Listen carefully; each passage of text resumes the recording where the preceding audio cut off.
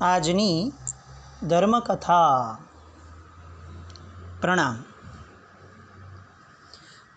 2600 કરતાં વધુ વર્ષોથી પ્રબળ પ્રભાવી એવું પરમાત્માનું શાસન.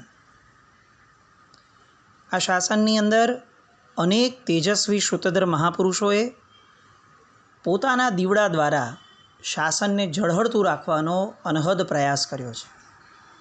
અને એટલે જ આજે યત્કિંચિત પણ અજવાળું આપણા જીવનની અંદર, આ જગતની અંદર આ પરમાત્માનું શાસન ફેલાવી રહ્યું છે. શ્રી સિદ્ધસેન દિવાકર સુરી મહારાજ, શ્રી ઉમાસ્વાતીજી મહારાજ, શ્રી મલ્લવાદી સુરીજી મહારાજ, શ્રી જીનભદ્ર ગણી ક્ષમાશ્રમણ, શ્રી હરિભદ્ર સુરી મહારાજ, કલિકાલ સર્વજ્ઞ શ્રી હેમચંદ્રાચાર્યજી મહારાજ, મહોપાધ્યાય શ્રીમદ વિજય, યશો વિજયજી મહારાજ, આવા કેટલા નામ કે જે નામો શ્રુતધર બની અને આપણા સુધી પરમાત્માના શ્રુત વારસાને પહોંચાડવામાં પ્રબળ નિમિત્ત બન્યા છે. આવા બધા મહાપુરુષોમાંથી સૌથી નજીકના અને જેમણે કોઈ એવું ક્ષેત્ર નથી બાકી રાખ્યું કે જે ક્ષેત્રની અંદર એમની પ્રખરતા, એમની વિદ્વત્તા એ ઝળકી ન હોય, એવા બહુ જ નિકટના અને બહુ જ ઉપકારી આજે જેમનું સાહિત્ય એ કદાચ આપણી માટે મોક્ષ માર્ગ શું છે એનો તાદ્રશ પુરાવો આપે છે, એવા મહોપાધ્યાય યશો વિજયજી મહારાજા. આ યશો વિજયજી મહારાજાના ચરણ પાદુકા એ યશોવાટિકા નામે ડભોઈની અંદર જ્યાં એમનો અગ્નિ સંસ્કાર થયો હતો ત્યાં બિરાજમાન છે. પૂજ્ય ધર્મસુરીશ્વરજી મહારાજાને ડભોઈ સાથે આમ પણ લીણું સખત, અને એટલે મુંબઈથી નીકળ્યા પછીથી સુરતથી આસપાસ ગયા પછીથી મનમાં આવો ભાવ પ્રગટ્યો કે યશો વિજય સુરીજી મહારાજ સાહેબના, યશો વિજયજી મહારાજના ચરણ પાદુકા જે છે એને એઝ ઇટ ઇઝ રાખી એ જે દેરી છે એની જગ્યાએ એક સરસ મજાનું સમાધિ મંદિર બનવું જોઈએ જે એમને ગૌરવ આપે. વાત શ્રેષ્ઠીઓ સાથે કરી અને બધું નક્કી થઈ ગયું. આદેશ અપાતા તો શું વાર લાગવાની. અને ડભોઈની અંદર તડામાર તૈયારીઓ પણ શરૂ થઈ ગઈ. બે મહત્ત્વના પ્રસંગો એમની માટે હતા. એક હતો યશોવાટિકાની અંદર એક સરસ મજાનું સમાધિ મંદિર તૈયાર થવાનું, અને બીજો બહુ જ મહત્ત્વનો પ્રસંગ પૂજ્ય ધર્મસુરીશ્વરજી મહારાજાના પગલાં થવાના. અને ડભોઈની અંદર આનંદ છવાઈ ગયો. શ્રી સૌભાગદે પ્રવેશ દ્વાર અને શ્રી નારાયણ મંડપ, નારાયણ શ્રેષ્ઠી એટલે પૂજ્ય યશો વિજયજી મહોપાધ્યાયજી મહારાજના પિતાશ્રી, અને એમના માતા એટલે સૌભાગદે, આ બંનેના નામથી આ મંદિરની અંદર સરસ મજાના ખંડો તૈયાર કરાયા. અને ન્યાય વિશારદનું જે બિરુદ સાહેબ પાસે હતું એ ન્યાયાચાર્ય કેમ હતા એનું આખું સરસ મજાનું વર્ણન કરતા કેટલાક ચિત્રો વગેરે એ પણ આ સમાધિ મંદિરની અંદર આલેખાયા.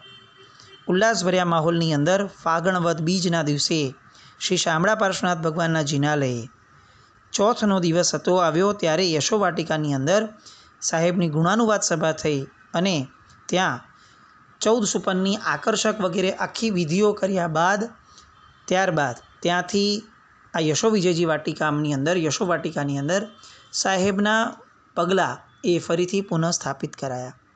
આશરે 50 જેટલા સાધુ સાધ્વીજી ભગવંતોની હાજરીની અંદર આ સરસ મજાનો પ્રસંગ પૂર્ણ થયો.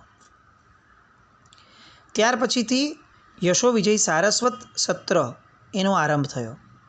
આ એક બહુ મહત્ત્વની ઘટના આજે આપણે મિસ કરીએ છીએ.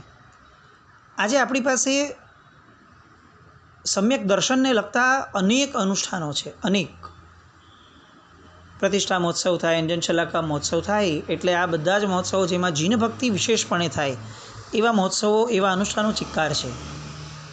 આજકાલ અભિષેકને લગતા અનુષ્ઠાનોની પણ ખૂબ મહત્તા વધી ગઈ છે. એટલે આવા બધા અનુષ્ઠાનો જે સમ્યક દર્શનને નિર્મળ કરી શકે એની આપણી પાસે જાગ જમાડ છે. પણ એક વસ્તુ જે સતત ખૂંચતી રહે છે એ છે જીન શાસનની અંદર જ્ઞાન સત્ર ક્યાંક ને ક્યાંક વિસ્મરિત થઈ ગયું છે, વિસરાઈ ગયું છે.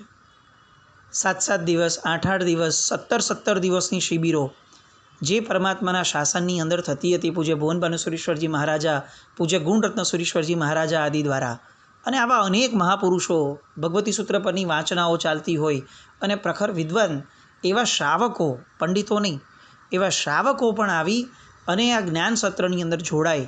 આવા જ્ઞાન સત્રો ઠેર ઠેર આપણે ત્યાં થતા હતા.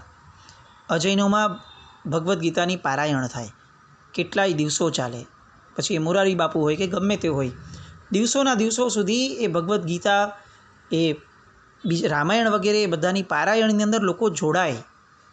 વ્યાસપીઠ ઉપર એક પૂજ્ય પુરુષ બેસે અને આખી પ્રજા એને સાંભળે. આપણે ત્યાં આવા જ્ઞાન સત્રો હવે લગભગ બંધ થઈ ગયા. ધર્મસુરીશ્વરજી મહારાજાએ જ્ઞાન સત્રનો આરંભ કરાવડાવ્યો હતો. આ તો પરંપરા જૂની હતી, પણ સાહેબે પોતાના જીવનમાં આ કરાવ્યો. અનેક પ્રખર પંડિતોને બોલાવડાવ્યા હતા અને એ બધા પંડિતો, પંડિત શ્રી લાલચંદ્રજી ગાંધી, જયંત ઠાકોર, દીનુભાઈ પટેલ, હીરાલાલ કાપડિયા, હંસરાજ શાસ્ત્રીજી અને આ બધાની સાથે સૌથી મહત્ત્વના એવા ષડદર્શન વેદતા પંડિત શ્રી ઈશ્વરચંદ્રજી પંજાબી. સળંગ 1.5 કલાક સુધી એમણે જૈન દર્શન, બૌદ્ધ દર્શન, સાંખ્ય દર્શન, ગૌતમીય ન્યાય દર્શન, વૈશેષિક દર્શન, વૈદિક મત, આ બધાની વાતો કરી. આ બધા શબ્દો પણ અત્યારે સાંભળવા આપણને દુર્લભ છે. ષડદર્શનનો અભ્યાસ એ વિદ્વત્તા માટે બહુ જ આવશ્યક હતો. આજે આ ષડદર્શનના અભ્યાસમાંથી શ્રાવકો તો ઓલમોસ્ટ ખતમ થઈ ગયા. જ્ઞાનની બાબતમાં આપણે કદાચ આ શબ્દ વાપરવો કે એની ખબર નહીં, પણ એકચ્યુઅલી આપણે પછાત થતા જઈએ છીએ, આપણે બેકવર્ડ થતા જઈએ છીએ. સાવ સામાન્ય જ્ઞાનની અંદર આપણે સંતુષ્ટ થઈ જઈએ અને જે લોકોત્તર શાસનની મહત્તા હતી એવા જ્ઞાન સુધી તો આપણે પહોંચી જ નથી શકતા. 25, 28, 30 વર્ષ સુધી વ્યવહારિક અભ્યાસ ચાલે, પછી એમાં એ બાળક ક્યાંથી કર્મગ્રંથના સાહિત્યો અને આગમો સુધી પહોંચશે? આ બાબતમાં ખરેખર બહુ જ વિચારવા જેવું છે. દિગંબર સંપ્રદાયની લાડનું યુનિવર્સિટી 2 જગ્યાઓએ અને પૂજ્ય વિદ્યાસાગરજી મહારાજના ગુરુકુલમ, આ બધા કન્સેપ્ટના કારણે એ લોકોમાં 5-5 વર્ષના છોકરાઓ તત્વાર્થાધિગમ સૂત્ર ભણતા હોય છે. આપણે ત્યાં 50 વર્ષે કોઈને 2 પ્રતિક્રમણ આવે તો પણ આપણે આનંદ પામીએ છીએ. ત્યાં 5 વર્ષનો છોકરો તત્વાર્થાધિગમ સૂત્ર બોલતો હોય છે. આ પંડિતાઈ આપણામાં કેમ વિસરાઈ ગઈ? જે જ્ઞાન થકી જ સમ્યક દર્શન નિર્મળ થવાનું હતું, જે જ્ઞાન થકી જ ચારિત્ર ઉજ્માળ થવાનું હતું, એ જ્ઞાન આજે કેમ સાવ અલગ જગ્યાએ એકાંતવાસ ભોગવી રહ્યું છે? આપણે ખૂબ વિચારણા કરવાની જરૂર છે. આવા જ્ઞાન સત્રો ખૂબ જરૂરી છે અને આ જ્ઞાન સત્રો નથી થતા એટલે ગમે તેવા ઉઠાવગીર માણસો અથવા ફક્ત વક્તા કહી શકાય એવા વ્યક્તિઓ પર્યુષણ વ્યાખ્યાનમાળાના નામે આપણા સમાજને આકર્ષી ખાલી વાણી વિલાસ દ્વારા પરમાત્માના શાસનના ગૌરવને જાણે હણી નાખવા બેઠા હોય એ રીતે અત્યાચાર કરી રહ્યા છે. આ બધામાંથી બહાર આવવા શ્રાવકોએ જાગવું પડશે. આપણે સમ્યક જ્ઞાનનો દીવડો ગમે તેમ જાગૃત કરવા માટે આવા જ્ઞાન સત્રો રાખવા પડશે. આવતી જનરેશનને એમાં સામેલ કરવી પડશે. પૂજ્યશ્રીએ અહીંયા જ્ઞાન સત્રનો આરંભ કર્યો. અનેક પંડિતજીઓ અને આ બધાની અંદર પૂજ્ય વલ્લભસુરી મહારાજ, પૂજ્ય લબ્ધિસુરી મહારાજ, પૂજ્ય પ્રેમસુરી મહારાજ, પૂજ્ય હિમાચલસુરી મહારાજ, પૂજ્ય ચંદ્રસાગરજી મહારાજ, પૂજ્ય પુણ્ય વિજયજી મહારાજ, પુત્ર ભદ્રંકર વિજયજી મહારાજ, પન્યાસ ધુરંધર વિજયજી મહારાજ સાહેબ, પૂજ્ય ત્રિપુટી મહારાજ, પન્યાસ કનક વિજયજી મહારાજ સાહેબ, આવા અનેક સાધુ સાધ્વીજી ભગવંતો એમના પણ ત્યાં પત્રો દ્વારા એમના સમર્થન પ્રાપ્ત થયા હતા. કેટલાકની હાજરી પણ હતી. શ્રી કસ્તુરભાઈ લાલભાઈ વગેરે, શ્રી ચુનીલાલ વર્ધમાનજી, પંડિત બેચરદાસ જીવરાજજી, યશવંત શુક્લાજી અને શ્રી જય ભિખ્ખુ, રમણલાલ વસંતલાલ દેસાઈ, વસંતલાલ કાંતિલાલ ઈશ્વર આદિ અનેક હસ્તીઓ આ જ્ઞાન સત્રના ભાગરૂપે એની અંદર હાજર રહ્યા હતા. આવો એક શાનદાર મહોત્સવ યોજી અને સાહેબ ત્યાંથી આગળ વધ્યા. આગળ વધતા સાહેબ શિયાળી તીર્થ પહોંચ્યા. આ શિયાળી તીર્થનો પણ એક સુંદર મજાનો ઇતિહાસ, કાઠિયાવાડ સર્વસંગ્રહ નામનો એક અધિકૃત ગ્રંથ છે. એ ગ્રંથની અંદર જણાવે છે કે આ તીર્થની સ્થાપના 1.25 લાખ જીન મંદિરના નિર્માતા મહાન પ્રભુભક્ત એવા સમ્રાટ સંપ્રતિએ સ્વયં કરાવી છે. આપણી પાસે સંપ્રતિ મહારાજાના ભગવાન અનેક છે અત્યારે, પણ સંપ્રતિ મહારાજાએ બનાવેલા જિનાલયો આંગળીના વેઢે ગણાય એટલા જ છે. એમાંનું એક આ જિનાલય એટલે શિયાળી તીર્થની અંદર રહેલું આ જિનાલય. કેટલીય વાર અહીંયા અમીઝરણા થયા છે એવો ઉલ્લેખ આવે છે. શાંતિનાથ ભગવાનની પ્રશમરસ નિમગ્ન અને આહલાદક પ્રતિમા એ આ શિયાળી તીર્થનું રત્ન ગણી શકાય. આત્માનંદ પ્રકાશ નામના ગ્રંથના ઉલ્લેખની મુજબ અહીંયા સર્વપ્રથમ મોટો જીર્ણોદ્ધાર વિક્રમ સંવત 1076માં થયો હતો અને ત્યારબાદ અનેક જીર્ણોદ્ધારો થયા. આ દર્શાવે છે કે આ તીર્થની પ્રાચીનતા કેટલી ગજબનાક હશે. આ તીર્થની અંદરથી કેટલાક ભગવાન, એમની પ્રતિષ્ઠાનો મહોત્સવ એ પણ ત્યાં થયો. ત્યારબાદ સાહેબ ધાંગધ્રા પધાર્યા અને ત્યાંથી આગળ જતાં સાહેબે એક ગ્રંથ પાકો કર્યો. આ પણ એક સરસ મજાની વાત. એ સમયે ધર્મસ્વરી મહારાજ સાહેબની ઉંમર ખાસી એવી હશે. કદાચ સાહેબ એમની પોતાની 50ની આસપાસની અથવા એનાથી વધુની વયમાં હશે. અને સાહેબે પોતે આટલા વ્યસ્ત શેડ્યુલની અંદર પણ અધ્યાત્મ ઉપનિષદ નામનો ગ્રંથ જે હતો એ ગ્રંથ મૂળથી પાકો કર્યો. કેમ આવું કર્યું? કારણ કે સાહેબે મહોપાધ્યાયજી મહારાજ એમને એમના ચરણ પાદુકાની પ્રતિષ્ઠા સમયે એમણે વચન આપ્યું હતું કે હું આપના દ્વારા બનાવેલો કોઈ પણ એક ગ્રંથ પાકો કરીશ. 50 વર્ષ પ્લસ થાય, આટલા પ્રભાવક હોય, આટલો વ્યસ્ત શેડ્યુલ હોય અને તો પણ એમને આવું મન થાય કે મારે નવો એક ગ્રંથ પાકો કરવો છે. એ આપણા બધા જીવા માટે એક થપ્પડ સમાન છે. કોઈ જ વ્યસ્તતા નથી, નિરર્થક કામોની ભરમાર જેમના જીવનમાં છે એવા બધા આપણે, ન યાદ રાખવા જેવા ઢગલા બંધ વસ્તુઓના જ્ઞાતા એવા આપણે, અને આપણા જીવનની અંદર પરમાત્માના શાસનની એક પણ ગ્રંથને પાકી કરવાની ખેવના પણ નથી. પાકું થતું નથી એ જ્ઞાનાવરણીય કર્મનો ઉદય છે, પણ પાકી કરવાની ખેવના નથી આ પ્રચંડ મોહનીય કર્મનો આપણો ઉદય છે. અને છતાં પણ જ્ઞાનપદની અનેકવાર આરાધના કરતાં આપણે કોઈ દિવસ આવા ગ્રંથ પાકા કરવા માટે લાલાયિત બન્યા નથી. એ સમયે આ ધર્મસુરી મહારાજા એ આપણી માટે ઉચ્ચતમ આલંબન છે. દિવસના 15 શ્લોકો સાહેબ પાકા કરતા હતા. કયા વ્યસ્ત શેડ્યુલની અંદર. અને એ કંઠસ્થ થયો. સાથે પોતે બુક પણ રાખતા, પોતે એક નાનકડું દફતર રાખતા થઈ ગયેલા. આ કેટલી સરસ બાળ સહજ વિદ્વત્તા હતી.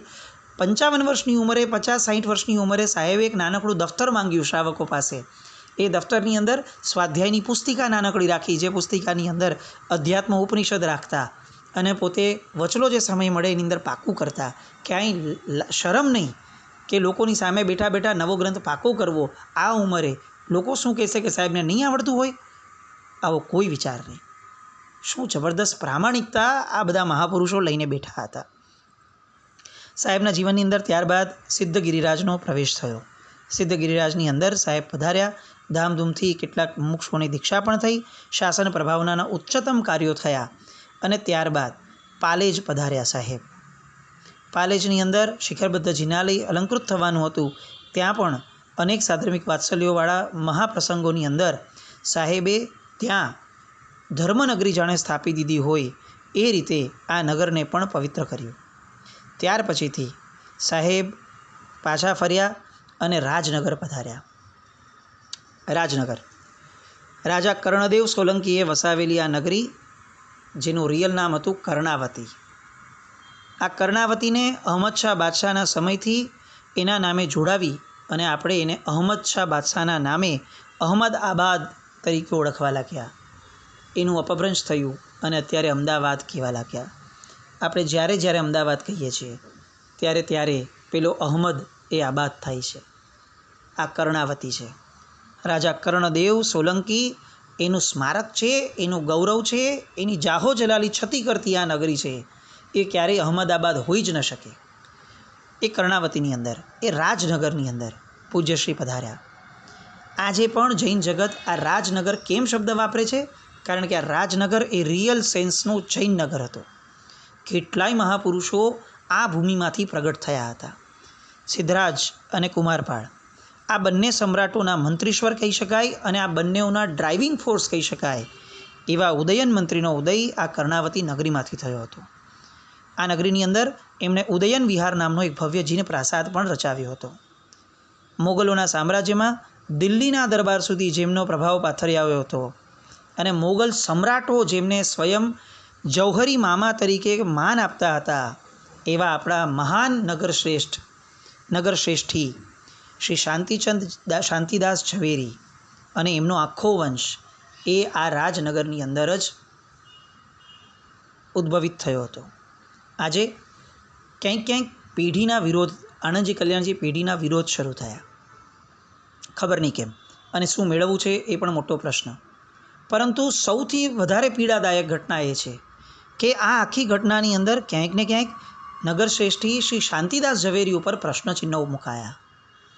આ શાંતિદાસ ઝવેરીજીનું ચરિત્ર વાંચવા બેસીએ ને તો આપણને કદાચ એવું લાગે કે પરમાત્માના શાસનમાં મોગલોના વિધ્વંસ સમયે પણ જે માણસ એક ઝળહળતો જીન શાસનનો ઝંડો લઈ અને મોગલ સામ્રાજ્યની અંદર લહેરાવી શકતો હતો, એવી ખુમારીવાળો એક પરાક્રમી માણસ, એનું સામર્થ્ય, એમની વિચક્ષણતા, એમની દીર્ઘદ્રષ્ટિ, એમની પ્રભાવકતા, જો એની ઉપર આપણે પ્રશ્ન કરતા થશું તો કદાચ મને એવું લાગે છે કે ભવિષ્યની અંદર આપણે ક્યારેય કોઈ શાસન સેવક પણ જન્માવવા માટે અધિકારી નહીં બનીએ. કોઈ શું કામ શાસન સેવા કરવા માટે લાલાયિત બને જો આપણે આપણા ઇતિહાસને જ તમાચો મારનારા બનશું તો. આણંદજી કલ્યાણજી પેઢી એનું પણ મૂળ એ આ જૈન નગર કહી શકાય એવા રાજનગરમાંથી થયું. મહોપાધ્યાય યશો વિજયજી મહારાજ અને એમના પંડિતજી રૂપ વિજયજી મહારાજ, પંડિત શ્રી વીર વિજયજી મહારાજ સાહેબ, આ અનેક જ્યોતિર્ધર શ્રમણ પુંગવોએ આ નગરીને પોતાના ચરણકમલથી પદાર્પણથી પાવન કરેલી એવી આ નગરી અને વર્તમાન જીન શાસનના શ્વેતાંબર મૂર્તિપૂજક સંઘોની સર્વમાન્ય અને પ્રાચીન તીર્થોની સંચાલક સંસ્થા એવી આણંદજી કલ્યાણજી પેઢીનું ઉદ્ગમ સ્થાન એ પણ આ જૈનોનું પ્રખર સ્થાન જેને કહી શકાય એવું રાજનગર. આ રાજનગરની અંદર સાહેબ પ્રવેશ્યા. હઠીસિંહવાડી સાહેબનો ત્યાંથી પ્રવેશ થયો. કોણ ભૂલી શકે એ હરકુંવરબેનને કે જેમણે હઠીસિંહજીના નિધન બાદ જે રીતે આ હઠીસિંહનું દેરાસર આદિ અનેક કાર્યો કર્યા અને અંગ્રેજોએ એમને ઇલકાબ આપવો પડ્યો હતો, આવા આ હરકુંવરબેન એમનું પણ આ નગર અને આવા આ નગરમાં અનેકવિધ ધર્મ કાર્યો કરવા માટે સાહેબજીનો પ્રવેશ થયો. સાહેબે ચાતુર્માસ અહીં નક્કી કર્યું અને આ ચાતુર્માસ પછીથી ત્યાં બિરાજમાન અનેક નંદનસુરી મહારાજ સાહેબ આદિ મહાત્માઓ સાથે પણ એમનું મિલન થયું. આ ચાતુર્માસની અંદર એક સરસ મજાની વિનંતી આવી અને એ વિનંતી હતી કેશરિયાજી મહાતીર્થની અંદર 6 રીપાલિત સંઘ કાઢવાની. એ 6 રીપાલિત સંઘ કેશરિયાજી તીર્થ તરફ જાય એ માટે અનેક શ્રાવકોની વિનંતી આવી. પૂજ્યશ્રીની નિશ્રા માટેની વાત થઈ અને પૂજ્યશ્રીએ હા ભણી અને આ 6 રીપાલિત સંઘપતિના આંગણેથી નીકળ્યો.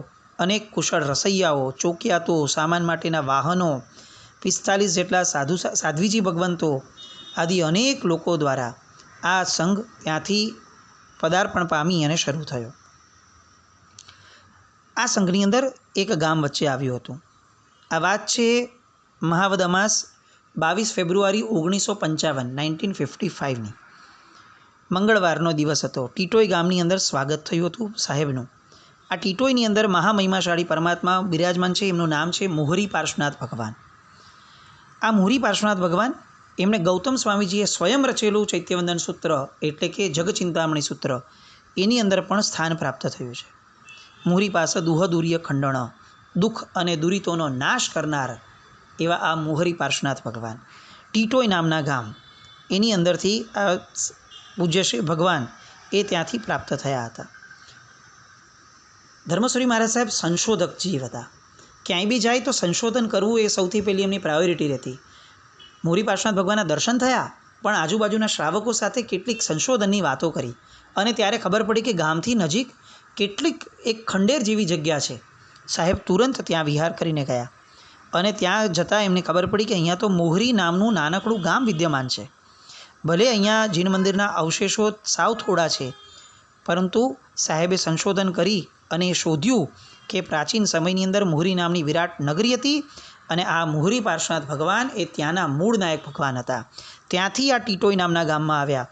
મુસ્લિમ યુગની અંદર વિનાશકારી આક્રમણના સમયે પ્રભુજીને હેમખેમ બચાવી લઈ અને અહીં સ્થાનાંતરિત કર્યા હશે એવા કેટલાક ઉલ્લેખો પણ સાહેબે ત્યાં કર્યા. ત્યાંથી સાહેબ ગયા રસ્તામાં આવતા શામળાજી તીર્થની અંદર. આ શામળાજી એ વૈષ્ણવોનું વિખ્યાત યાત્રાધામ છે. સાહેબે બાજુમાં ત્યાં ટેન્ટ વગેરે મુકાયેલા હતા અને પૂજ્ય ધર્મસુરીશ્વરજી મહારાજા શામળાજીના દર્શન કરવા માટે ત્યાં ગયા. અજૈન મંદિરોમાં દર્શન કરવા જઈએ તો આપણને મિથ્યાત્વ લાગે, આવી અનેક વાતો આપણે આજે સાંભળીએ છીએ. પણ શરદર્શનના જ્ઞાતા એવા આચાર્ય ભગવંતો એ આ બધી વાતોથી પર છે. એમણે પરમાત્માના શાસનને એ સ્તરે લઈ જવાનું છે કે જ્યાં એ નિર્વિરોધતાને પામે અને એની માટે ષડદર્શનનો અભ્યાસ અને ષડદર્શનના લોકો સાથેનો સહવાસ એ પણ એમને માટે ઇષ્ટ છે. એ ત્યાં ગયા. ત્યાંના વૈષ્ણવો દ્વારા સાહેબ આવકારાયા અને ત્યાં જોયા પછીથી, બહાર આવ્યા પછીથી એમણે ત્યાંના જ વૈષ્ણવોને એક સરસ મજાની હળવી વાત કરી. આ વાત સાંભળીને તો આપણને સાહેબની વ્યાખ્યાન શક્તિ કરતાં પણ એમની આદેયતા ઉપર અનંત ગૌરવ થાય.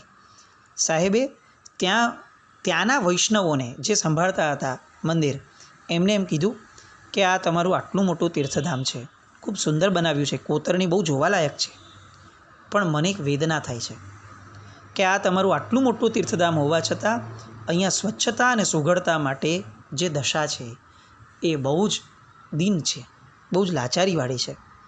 તમને એક વસ્તુ કહું, મંદિરોની સ્વચ્છતા અને સુઘડપણું એ તો જૈનો અને શ્વેતાંબર મૂર્તિપૂજકોને વરેલું છે. તમે આ તીર્થમાં ક્યાંક ને ક્યાંક કોઈક શ્વેતાંબર મૂર્તિપૂજક જૈનને ટ્રસ્ટ મંડળમાં લાવી દો, તમારા મંદિરની સ્વચ્છતા એ 4 ચાંદને પામશે. વૈષ્ણવના મંદિરમાં જઈ અને વૈષ્ણવોની સામે આ ગૌરવભરી વાત કરવી અને છતાં સામે એને આદેય રૂપે સ્વીકારે, એને ઈચ્છનીય રૂપે સ્વીકારે, આ લોકપ્રિયતા અત્યારે ક્યાં શોધવા જવી? ધર્મસુરી મહારાજ સાહેબના અનેક ગુણો, અનેક વાતો, પણ આ બધી આદેયતા, આ આમની દીર્ઘદ્રષ્ટિ, આ મીઠાશ બોલવાની એ દર્શાવે છે કે સાહેબ જેવું કોઈ ક્યારે થયું નથી અને થવાનું પણ નથી. યુગ દિવાકર એવા મહાપુરુષ આ કેસરિયાજીની બાજુમાંથી એક તીર્થ નવું શોધી લાવે છે. કઈ રીતે? દિલધડક વાર્તા છે. કારણ કે જંગલની અંદરના હિંસક પશુઓની વચ્ચેથી કંઈક સાહેબ શોધી લાવ્યા. એ કઈ રીતે શોધ્યું? એ બધી વાતો આવતીકાલે જોઈએ. જીનાજ્ઞા વિરુદ્ધ કંઈ પણ બોલાયો તો મિચ્છામિ દુક્કડમ. જૈનમ જયતિ શાસનમ.